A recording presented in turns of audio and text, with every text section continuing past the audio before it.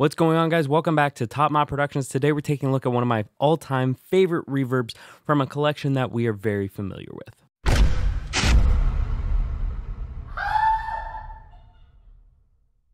What's going on, guys? Welcome back to Top Mod Productions. This is the first review of the new year 2023. I'm excited to see what reviews I'll be coming up with. I've already got a couple products lined up with companies to be taking a look at, and I can't wait to show them to you. But today we're taking a look at the Reverb from Waves. Like I said, this is from a collection that we are very familiar with. It's part of the Renaissance collection, if you couldn't tell from the R in the title. It's given me some diverse reverb sounds in the past, and I'm excited to look more into it with you guys. Before we really get into the video, please be sure to leave a like and comment down below. Tell me what you think of the Reverb at the end of the video.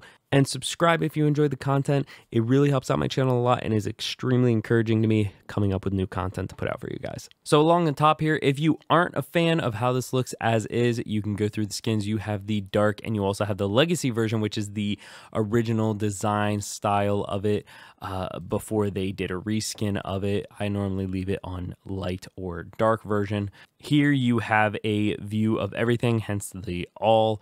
You also can go into the damping, reverb, and EQ more in depth just to get those a little bit bigger on here. But in the all selection, you have a basic view of everything. So going across the bottom, you have a pre-delay, time, size, diffusion, decay, early reflection, reverb, wet, dry, and gain. So the pre-delay has to do with when the reflections essentially start, when the reverb really kicks in. So you can have it come in later, or you could have it come in immediately with the reverberations, or you could have it even come in even earlier and be like an instantaneous reverb sound. I think I have that right. If not, someone explain it to me better. The time here, this has to do, I initially thought this was how long the reverb lasts, but actually the time has to do with, hold on, I have this written down. It has to do with the time it takes for the sound pressure level to reduce by 60 decibels. So I was normally adjusting this for a length of time for how long the decays were, when in actuality I should have been going to decay. I thought, I was never really sure what the difference between the two was, so I was just adjusting time. Decay is actually how long in seconds the reverb will decay overall. And of course, the size has to do with the size of the room that you are essentially creating, how many reflection points there are. You can see these orange lines increasing and decreasing as I move the slider. Each of these orange lines is a reflection point. So it basically shortens or broadens the distance between these reflection points, hence the size. The diffusion has to do with the size of the reverb, kind of. It ties in with the size in how many different directions the reverb will go. So essentially it has to do with how broad of a reverb it's going to be, how many ways is it going to reflect off into. Next, you have the early reflections. You can actually adjust the level of these orange lines. You can take them off completely or bring them in. The reverb, you can just turn off the reverb, which I don't know why you want to do that, but you can do that. And then wet and dry just has to do with how thick this is being mixed in with your track. If you like to mix through buses like I do for reverbs, the wet dry doesn't really do anything, because then you just start getting more of the raw sound of the instruments or vocals that you're putting through it instead of the reverb sound of it. Up here, I'm not sure what this stands for, but essentially I'm assuming it has to do with like variables, but it takes and gives you different spacings between your reflection points.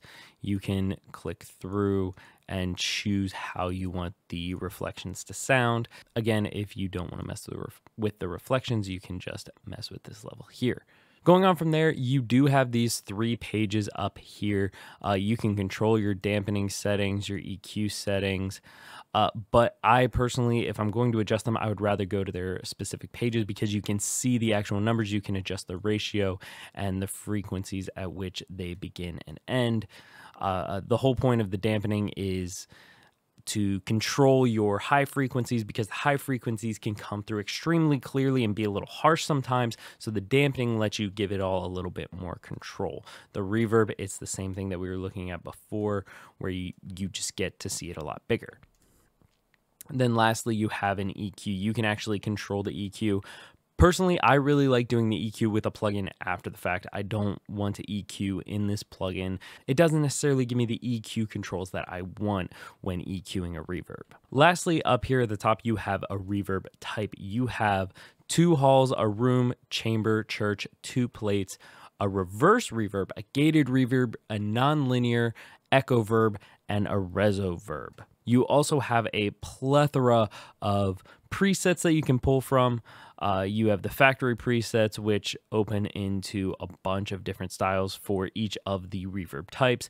And then if you really want to go into it, you can look at the artists and you will be opened up into a world of so many reverbs that it takes a long time to go through them all. So what we're going to do is I'm going to go back and we're going to listen through each one of these reverb types with some general settings. I'll have a little bit of the acoustic in there as well as the reverb itself.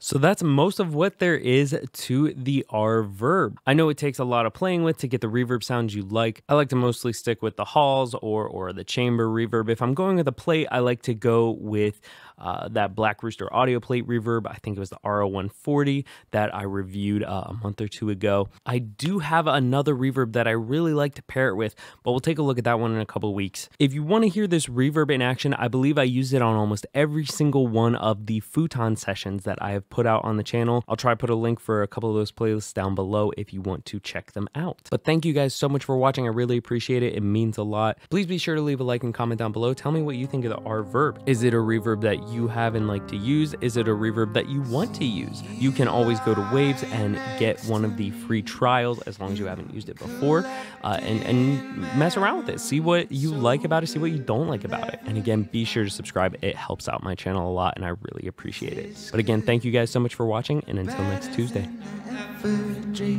Don't wanna understand the purpose.